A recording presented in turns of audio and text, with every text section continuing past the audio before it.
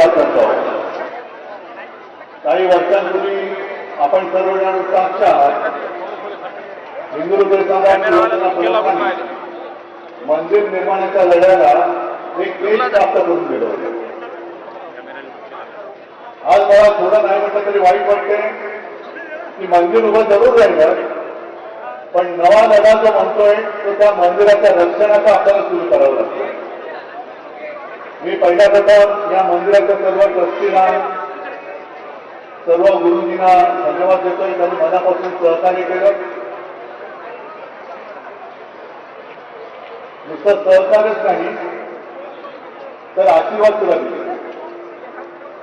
आणि या कार्यक्रमासाठी ज्या ज्या शिवसैनिकांनी मेहनत केली त्यांना सुद्धा मी धन्यवाद देतो. संजय राऊत सोबत आहेतच.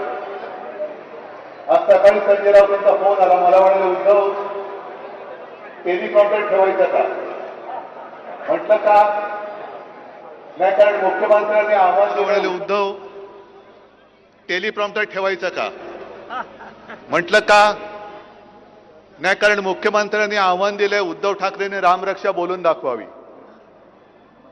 मी आज त्यांना त्यांच्याच गावात येऊन सांगतोय की फडणवीसजी, रामरक्षा म्हणणं जरी तुमचं काम असलं तरी रामरक्षा करणं हे आमच्या राम भक्तांचं काम आहे. आम्ही रामरक्षक आहोत. मनामध्ये भाव नाही आणि रामरक्षा म्हणताय म्हणजे मनी नाही भाव आणि देवा मला पाव, हे आमचं हिंदुत्व नाहीये.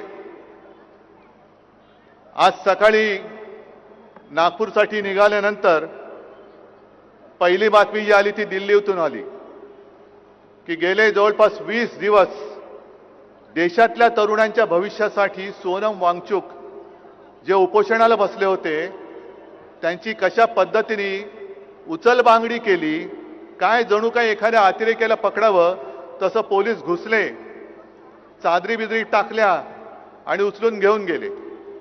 तो दिपके तिकडे बसलाय, त्याला पण मारहाण केली, त्याच्या अंगावर शाई फेकली. आणि ज्या पद्धतीने सरकार वागतंय, मी प्रभू रामचंद्राला हेच विचारलं की श्रीराम आहे काय झाले? ज्या भाजपनी तुझ्या नावाने मतं मागून सत्ता मिळवली त्या भाजपच्या अंगात श्रीरामा